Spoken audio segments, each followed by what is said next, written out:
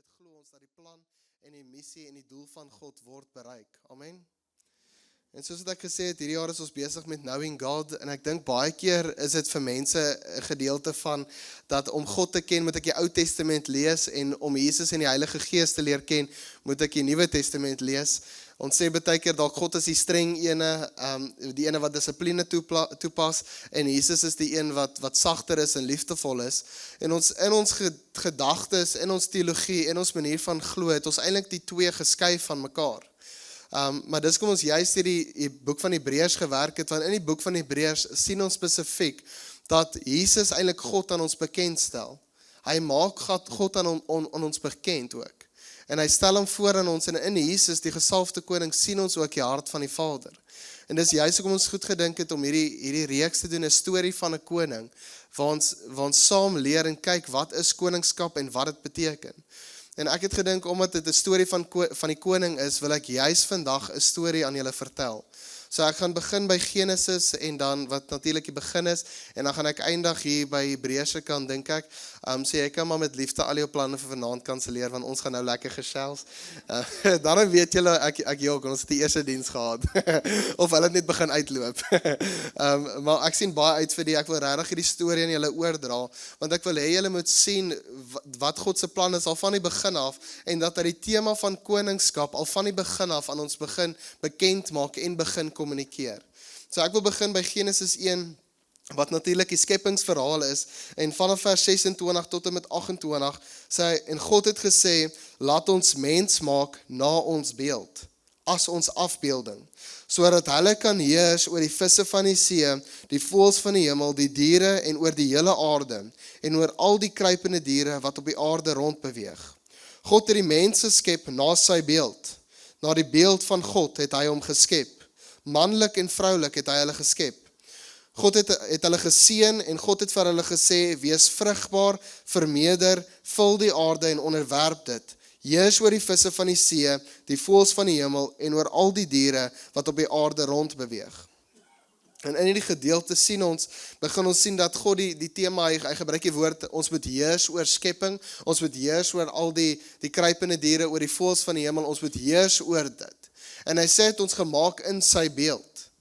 Wat beteken, en hy sê eintlik die instruksie wat hy vir hulle gee is, gaan vul die aarde en dan gaan heers oor dit. En die rede hoekom hy sy beeld in ons ingesit het, is dat wanneer ons heers, verteenwoordig ons hom. Want ons heers met die autoriteit wat hy aan ons gegee het, wat hy aan ons gedelegeer het. En dit is wanneer ek gaan heers met die beeld wat hy my gegee het, dan gaan verteenwoordig ek hom terwyl ek heers oor skepping. En dis die plan wat God vir mense gee, dis amper die projek wat hy vir hulle gegee het, eintlik die doel, die missie wat hy sê, gaan vul die aarde en heers oor dit. En onthou, dit begin met twee mense en met God. So die aarde is redelik spasie vir nog mense. En hy sê, gaan vermeerder en vul die aarde. En tyd gaan aan, en ons weet in Genesis 3, was 'n ongelukkige foutjie wat gemaak was, die vrug was geëet, en daarom het sonde in die natuur van mense ingekom, en ons sien twee dinge gebeur. Die mense was geskei, Adam en Eva was dadelik geskei van die teenwoordigheid van God. God het hulle uit die teenwoordigheid uitgejaag, want dit wat heilig is, kan nie versoen word met dit wat onheilig is nie.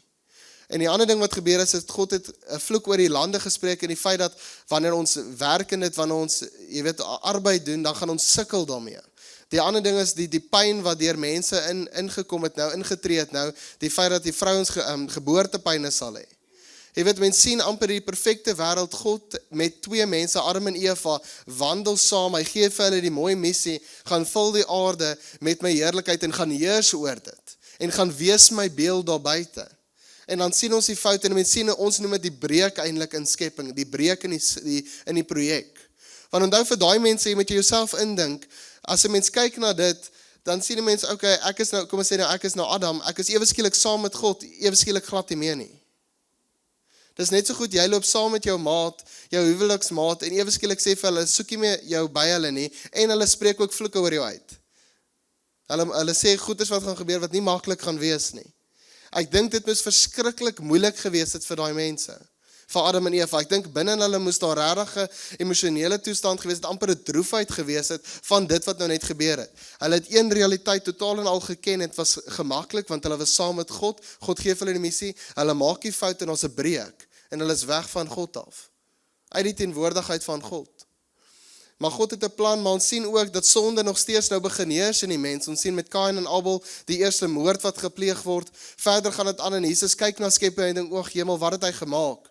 En hy dink toe, "Ag, dit was 'n fout," en hy dink toe by homself, "Moet ek nie dalk oor begin nie?" Maar hy sien toe vir Noag en hy sien sy gesin en hy dink, "Hierdie is 'n man waarmee ek kan werk." En hy sê vir Noag, hy gee hom die instruksie om die boot natuurlik te maak, die klein bootjie wat die hele gesin en die familie huisves en ook al die diere. En deur hierdie familie kon hy weer oor begin. En daarna, soos wat tyd aanverloop, sien ons dat God weer vir Abraham benader. En hy sê vir Abraham, "Ek wil 'n verbond met jou begin, 'n vriendskap met jou begin.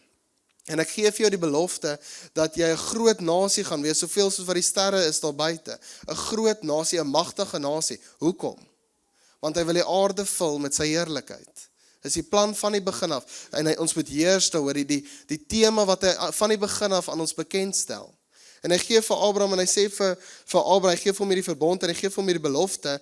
En soos tyd aangaan, sê hy vir Abraham en vir Sarah, sê hy spesifiek in hoofstuk 17 vers 16, sê hy vir hulle, "En ek sal vir haar seën en boonop sal ek vir haar 'n seën gee. Ek sal haar seën en sy sal tot nasies word. Konings van volke sal uit haar uit voorkom." En ons weet natuurlik sy het gesukkel met swangerskap, maar God gee die belofte en hy sê konings van volke en van nasies sal deur haar kom. Dis die tema van heerskappy wat van die begin af aan ons bekend gemaak is, wat hy vir Abraham sê, deur Sara sal daai konings gebore word. En deur Sara sal hy konings gevestig word. En soos wat die storie aanverloop, weet ons natuurlik dat Abraham sy seuns gehad en hulle het seuns gekry en die familie begin al hoe meer groei. Maar dan kom daar 'n punt wat hulle na Egipte toe gaan en hulle word as slawe ingeneem. Julle kan van dit lees in Exodus. Wat hulle as slawe ingeneem is, hulle dink nou net, God het hierdie belofte met hulle gemaak, maar nou is hulle slawe in Egipte. Maar God nader toe weer die mense en hy nader vir Moses en hy sê vir hom, "Deur jou sal ek julle vrymaak. Deur jou kan jy die hele familie, die hele volk uitlei na 'n plek wat ek juis vir julle bestem het, die beloofde land." En die rede hoekom God hulle eintlik half wou afsonder is, as jy dink aan die wêreldse nasies, was soos wat ek het sê, dit was wêrelds. Dit was vol sonde, dit was vol haat, vol geweld, alles wat teen God is. En God wou hierdie volk eintlik afsonder, want hy wil hulle heilig maak, want hy wil seker maak dat hulle nie inmeng met ander nasies nie, want hulle moet die purity daarvan hou. Die purity van die woord wat hy vir hulle gegee, die verbond wat hy vir hulle gegee het. Want hy wil seker maak dat wanneer hy met hierdie volk werk, om die hele aarde te vul, dat dit 'n goeie, gesonde volk is. En daarom wil hulle afsonder en daarom het hy 'n land vir hulle bestem. En ons weet natuurlik het hulle gereis deur die woestyn en al daai tipe van goeders en tyd na tyd verloop en hulle vra toe vir Samuel, hulle soek 'n koning en hulle kies toe 'n koning, 'n lang man. Hulle sou nie my kies in daai dae nie. Hulle het 'n lang man gekies wat verskriklik goed gebou is. Weer eens nie die geval by my nie. Ek sê net hulle sou nagel gekies het met die lengte en dis net spier op spier op spier. Mense die ou leef in die gym, julle moet vir hom bid. Ek sê altyd mense lyk soos 'n padkaart, dit is net lyne. Dis net definisie. In elk geval. Maar hulle kies toe vir Saul en ons weet Saul toe geval en God het toe Dawid afgesonder vir hulle om hulle te lei. En God kies toe vir Dawid en Dawid sê toe eers die koninkryk groei in rykdom en in gesondheid en die koninkryk groei en groei en groei. En Dawid bevind homself waar hy bly in 'n paleis, want dis wat hulle kon bou, het was 'n sterk volk. En hy bly in 'n paleis en God bly, soos wat ons weet, in die tabernakel. God het soos 'n mobile traveling unit gehad, wat hy net kon saam met hulle beweeg. Dit was in die tent, in die tabernakel, wat hulle saam gedra het, vanaf die tyd van Moses tot en met nou. God het nog nie die huis gehad nie. En Dawid dink toe, okay, ek bly in 'n paleis, dit wys die hart van Dawid. Ek bly in 'n paleis, my God moet ook in 'n huis woon. En hy maak toe planne en hy sê hy wil vir God 'n huis bou en God nader toe vir Nathan wat sy vriend was in die geval wat die profeet was. En hy sê vir hom aan Dawid ook, hy sê en hy praat eintlik oor Dawid se seun. Hy sê hy is die een in vers 13. Hy is die een wat vir my naam 'n huis sal bou en ek sal sy koninklike troon vir altyd laat vas staan. Ek sal vir hom 'n vader wees en hy sal vir my 'n seun wees. En dit is baie belangrik in hierdie tema wat hy hierso van praat, sien ons dat hy praat van hy sal 'n troon, 'n ewige troon hê wat vir ewig en vir altyd gaan vas staan. En ons weet natuurlik Salomo wat Dawid se seun is 'n mens, so iewers gaan hy gaan omkap. Hy gaan nie vir ewig kan hou nie. So ons begin besef, as ons net luister na die woorde, net hierdie woorde lees, dan begin ons besef, God is besig om van 'n ewige koning te praat. God is besig om van 'n ewige koninkryk te praat. En hy sê, sy koninkryk sal vir ewig en vir altyd vasstaan. Dis asof God hier begin echo, dat hy 'n plan het met skepping, soos in die begin, om te sê, ek het 'n koning in gedagte, wat vir my 'n ewige koninkryk sal hou en bewerkstellig. En ons sien, soos wat tyd aangaan, in Psalm 2, begin het praat van die wêreldse koninkryke wat rondom Israel begin groei het, en hulle begin sterker raak, en die ouens begin planne maak, eintlik om Israel oor te vat. En ons moet besef, hulle is eintlik direk, maar indirek teen God. Want dis 'n geestelike battle aan die gang, al is dit fisies. Onthou, die vyand weet hy weet God het 'n plan met hierdie volk. So as hy die volk kan vernietig en uitwis, dan dink hy, in sy kop, gaan hy die plan van God belemmer.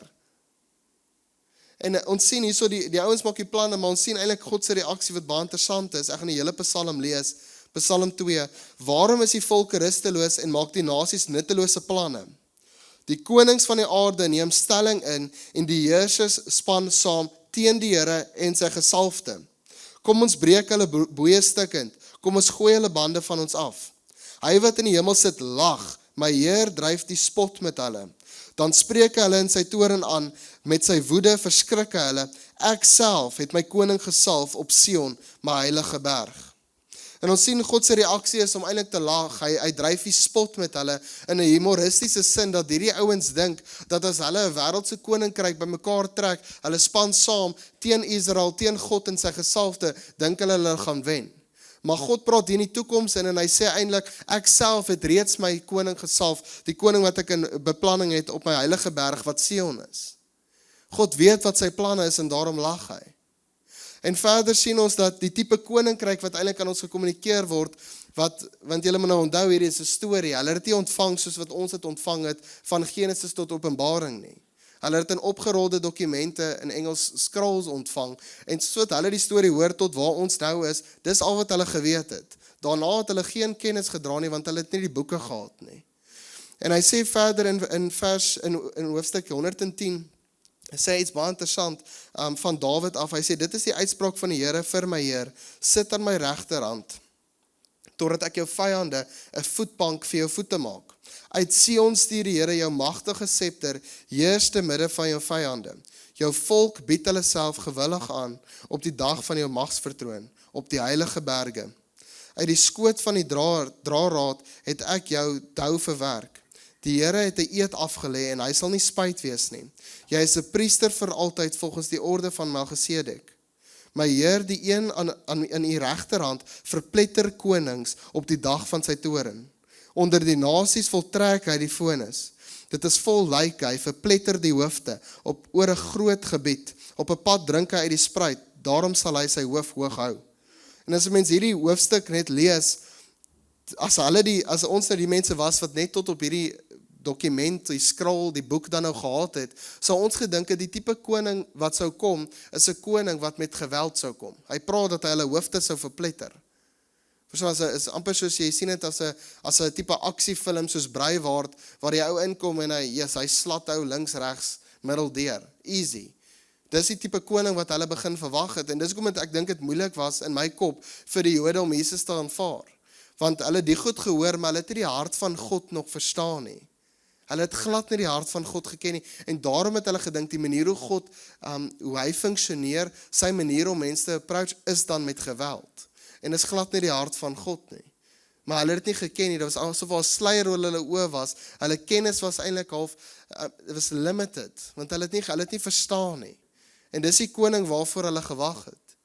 En soos tyd aanverloop, soos die koninkryke verdeel ook, soos ons sien in 2 Konings ook, is dit moeilik, want daar was ballingskap gewees oor die volk van Israel. Hulle was almal, hulle noem hulle in die Engels die diaspora Jews. Hulle was scattered. Hulle was reg oor die land, jy weet, amper verpletter wil ek sê. Hulle was nie saam in eenheid soos altyd nie.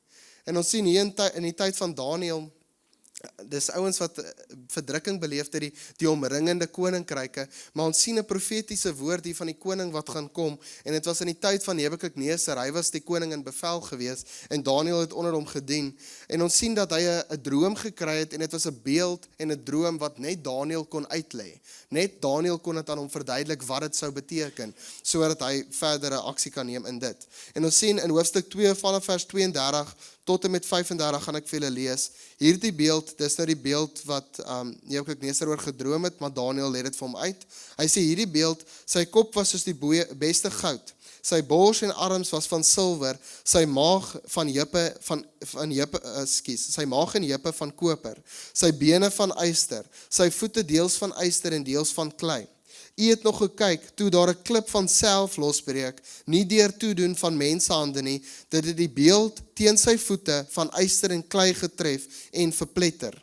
Daarom is die yster, hierdie is die sleutel, daarom is die yster, die koper, die silwer, die goud, saam verpletter, en dit het geword soos skaf vanaf die dorsvloere in die somer.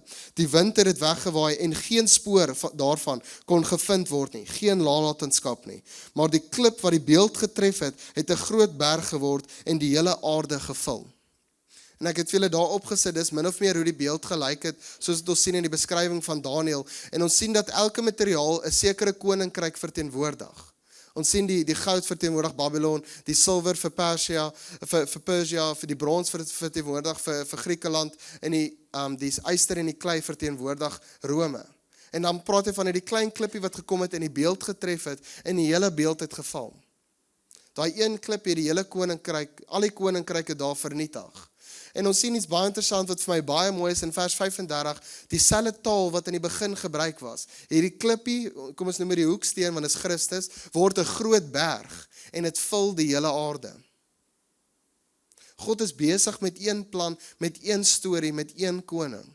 Van die begin af kommunikeer hy dit al, en hierdie is eintlik half net ekkos daarvan.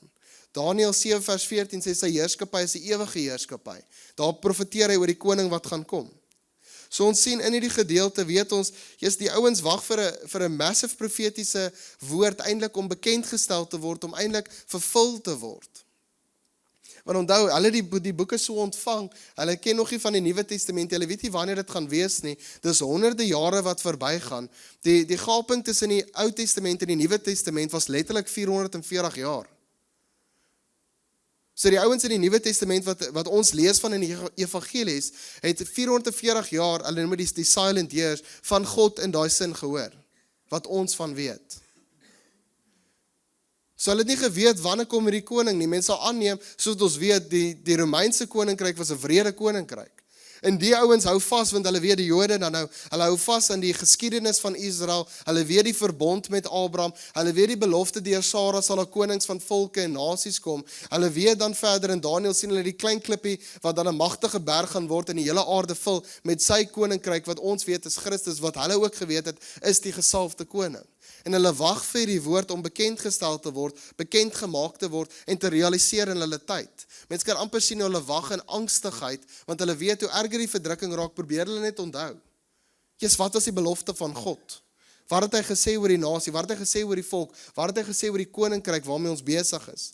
En het is interessant hoe Markus sy evangelie begin, want hy begin met Jesus wat op die toneel kom, en die woorde wat Jesus gebruik, is verskriklik intentioneel, as 'n mens alles hierdie wat ek nou net gelees het in gedagte hou. As 'n mens kyk na Markus 1 vers 14 tot 15, nadat Johannes gevange geneem is, het Jesus na Galilea gegaan, waar hy die evangelie van God verkondig het. Hy het gesê die bestemde tyd is vervul en die koninkryk van God is op hande, bekeer julle en glo die evangelie. Hy verkondig die evangelie van God. Hy sê die bestemde tyd is vervul, die tyd wat hulle verwag. En die koninkryk van God is op hande. En daarom sê hy bekeer julle, draai weg van julle ou natuur, draai weg na die nuwe lewe, draai na die nuwe lewe toe en glo die evangelie. En nou die woord evangelie, soos ons weet, in die Grieks is dit evangelion, maar wat baie interessant is, dat daai woord eintlik net gebruik was vir 3 geleenthede. So hulle sou dit nie net oor die algemeen gebruik het nie, want Evangelion beteken goeie nuus. So hoe dit sou gewerk het, sê nou maar ek is koning en kom ons sê Kayla is my boodskapper en julle is die ontvanger van die boodskap. Sou ek 'n boodskap verkondig het, ek sou dit vir haar gegee het en sy om julle aandag te kry sou gesê het Evangelion, goeie nuus. Julle sou natuurlik luister want julle het geweet wat hierdie boodskap dalk sou behels. Die rede hoekom hulle daai woord gebruik het vir die drie verskillende maniere hoe hulle die woord gebruik het, is wanneer 'n koning gebore word, wanneer daar 'n nuwe koninkryk in bevel is en wanneer daar militêre oorwinning is. In een stelling het Jesus het hy al drie bewerkstellig. En daarom as sy nou die boodskap gee Evangelion, goeie nuus, sou julle weet dat dit iets te doen met die koninkryk, wat beteken dat dit 'n massive invloed, 'n massive implikasie op jou lewe, want jy's deel van die koninkryk in die tyd ook. En dis deel van die Romeinse tyd dan nou, maar Jesus verkondig 'n nuwe koninkryk wat losbreek. En hy sê bekeer julle, draai weg van julle ou natuur. Dis so asof Jesus gekom het en hy het gesê, ek het hier gekom, die koninkryk daarom is nou ook hier. Hy is die verteenwoordiger van die koninkryk van God, die plan vanaf die begin tot en met nou. En hy sê, en hy kom op die toneel en hy sê bekeer julle, want die koninkryk van God het gekom. Daarom glo die evangelie, glo die goeie nuus. En ons het baie keer, ek dink in kerklewe en selfs in gesprekke, ek dink in ons gedagtes, ek weet nie waar dit begin het nie, maar ons het die evangelie, die gospel beperk tot net om te dink oor sondevergifnis en redding. En as 'n mens dit net dit maak, gaan jy vir ewig vergifnis vra. Die evangelie is die koninkryk van God wat nou gekom het. Dis die evangelie. Die feit dat jy gered kan wees, is insluitend binne hierdie nuwe koninkryk. Die nuwe koninkryk maak dit moontlik dat ons nou redding kan ontvang, dat ons nou 'n verhouding met God kan hê, dat ons nou totaal en al nuwe mense is. Dis wat hierdie koninkryk doen. Maar ons kan nie sê die gospel is wanneer ek gered is nie. Die gospel is die koninkryk van God het gekom. Evangelion, the kingdom of God is at hand. Therefore repent and believe the gospel. Dis wat Jesus hierso sê. En is massief, want die implikasie van net daai om te dink die evangelie gaan oor my redding en my sondevergifnis, beperk ek my lewe so dat ek dink die koninkryk van God is iets wat hy bewerkstellig. Van die begin af sien ons dat God mens nader en vir mens sê gaan vul die aarde. Ons moet by 'n plek kom wat ons besef God wil deur ons werk. Dis hoe die koninkryk gevestig word. Ek dink baie keer kan ons passief raak en ons wag vir die koninkryk om rondom ons te gebeur, dalk deur God, dalk deur ander mense, vriende. Jy's 'n koning. Ons is konings wat van Sara afkom. In daai sin. En ons verteenwoordig nou die koninkryk van God, want die beeld is op ons geplaas. En is wanneer hulle na my kyk, dan sien hulle die koning. En ek verteenwoordig hierdie koninkryk, en dis wat Jesus hier kom doen. Hy kom verteenwoordig hierdie koninkryk. En dis juist hoekom Hebreërs sy brief op so 'n manier begin, in hoofstuk 1 vanaf vers 1 tot 2, sê in die ou tyd het God baie keer en op baie maniere met ons voorvaders gepraat deur die profete, soos ons nou gesien het. Maar in hierdie eindtyd, teenwoordige tyd en toekomstige tyd, het hy met ons gepraat deur sy seun. Hom het hy aangestel as erfgenaam van alle dinge, en deur hom het hy ook die wêreld geskep. Dit is verskriklik mooi wat ek hierso sien en wat hy hierso sê is, dat wanneer ons na Jesus kyk, alles wat hy gedoen het in die evangelies, in die 4 evangelies, in Matteus, Markus en Lukas en Johannes, dan sien 'n mens hoe Jesus ons leer van die koninkryk van die hemel op aarde. Ons sien ook dat hy dit verteenwoordig en uitbeeld deur elke woord en elke aksie, die manier hoe hy met mense werk. En hierso sê Hebreërs vir ons iets baie interessant, daai wat julle sien in Jesus, dis God wat praat. Het is nie dat ek ken God in die Ou Testament nie. God is besig met een storie, regdeur die storie van 'n koning, storie van 'n koninkryk wat gevestig is, deur Jesus, die gesalfde koning, en nou deur die mense, wat dit verder vul, wat die aarde vul, met sy heerlikheid en met sy opinie. Dis hoekom ons woord Habakuk 2 vers 14 is. Want ons wil die aarde vul met sy glorie, dat almal kan sien, ons 'n nuwe koning in bevel, 'n nuwe koninkryk het gekom. Dis hoekom my reaksie teenoor omstandighede wat moeilik is, wat taaf is of wat ook al, my reaksie teenoor dit is nie vanuit 'n plek van dat ek nie hoop het nie, dit is vanuit 'n plek dat 'n koninkryk reeds gevestig is en 'n koning werk nou deur my. En die koning kom weer terug. En dan is alles wat moeilik is, alles wat ek sien, wat taaf is vir my in omstandighede in die teenwoordige tyd, it's nullified. En hy gaan verder vanaf vers 3 tot 4, hy sê, hy is Jesus, is die uitstraling van God se heerlikheid en die ewebeeld van sy wese. Hy hou alles in stand deur sy magtige woord en nadat hy die reiniging van sondes bewerk het, het hy gaan sit aan die regterhand van die majesteit in die hoogtes. Hy is hoog bo die engele verhef, net soos hy 'n naam geërf het wat uitnemender is as hulle sin. En wat hy hierso sê in vers 3, hy is die uitstraling van God se heerlikheid en die ewebeeld van sy wese. En as ons het 'n studie gaan doen oor die woord uitstraling, en dis baie interessant ook, as mense die woord uitstraling sien, dan is dit nie die feit dat, ek gaan dit so verduidelik, dat wanneer ek die maan sien, is dit nie die maan se lig wat ek sien nie. Ek sien die son se lig wat skyn op dit, en daarom kan ek die maan sien. En baie keer kan 'n mens sien dat Jesus eintlik God se beeld eintlik maar net vir ons half afskyn. Maar dis eintlik nie wat die woord uitstraling beteken nie. Uitstraling is letterlik, wanneer 'n mens kyk na die son se strale, dan sien 'n mens die son. Wanneer 'n mens die lig sien, dan kry 'n mens die actual source van die lig. So wanneer ek na die strale kyk, sien ek die son. Wanneer ek die strale voel, dan weet ek die son skyn op my. Dis waar hy woord uitstraling hier uitbeeld. Dit is nie dat Jesus 'n weerkaatsing van God is nie. Dit is wanneer ek direk na Jesus kyk, sien ek God. Jesus is God en God is Jesus. En hy sê verder, hy is die ewebeeld van sy wese en hy hou alles in stand deur sy magtige woord. In die Engels, in die Grieks verteenwoordig wat hy alles in stand hou, is dit letterlik om alles gesond te hou, maar ook to carry forward.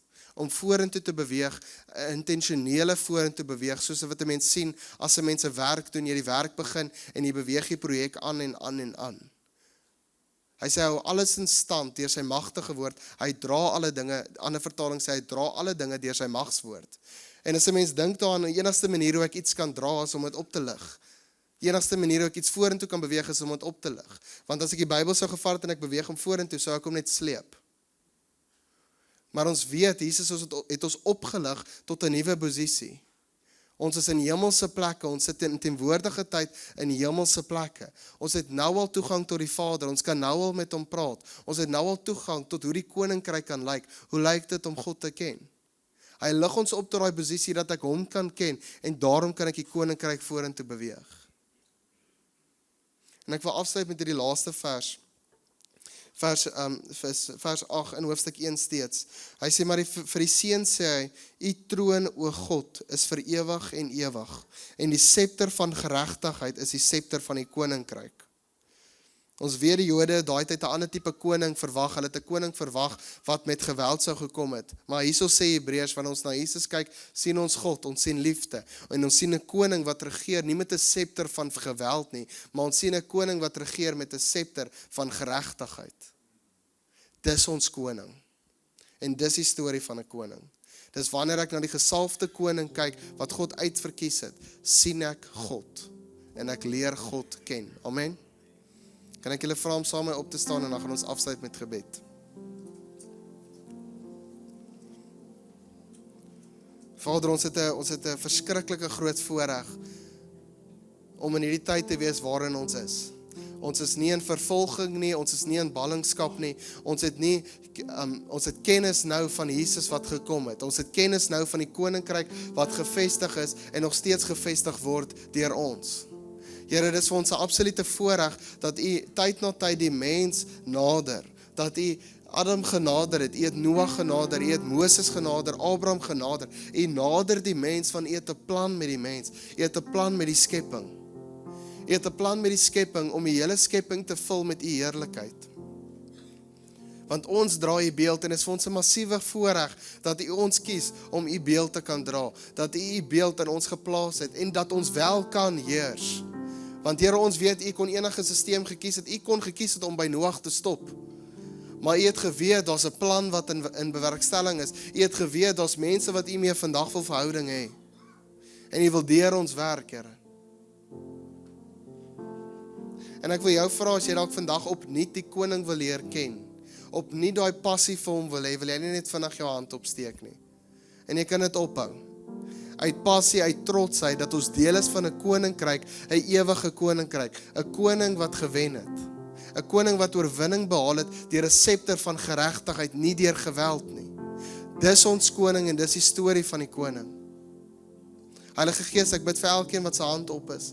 Opnuut maak hulle vars bewus van wie die koning is. Opnuut binne hulle, Here. Geef hulle 'n passie vir die koninkryk van God. En mag ons opnuut sien wat u opinie is, mag ons opnuut sien wat u plan is, en in daai manier, Heilige Gees, maak ons sterk om hierdie plan uit te kan leef. Julle kan my julle hande sak.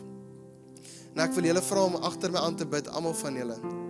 Heilige Gees, ons sê so dankie vir die voorreg wat ons het,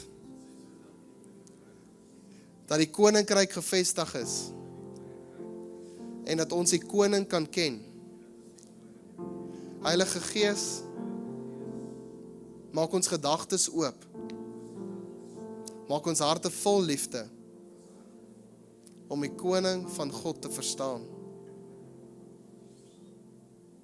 Heilige Gees, geef vir ons krag, gawes en vrug, om die koninkryk nou te kan vestig. In my gesin, in my huwelik, in my familie, in my werksplek, waar ook al ek myself bevind, mag ek u liefde sien en u koninkryk ervaar. En ons almal sê,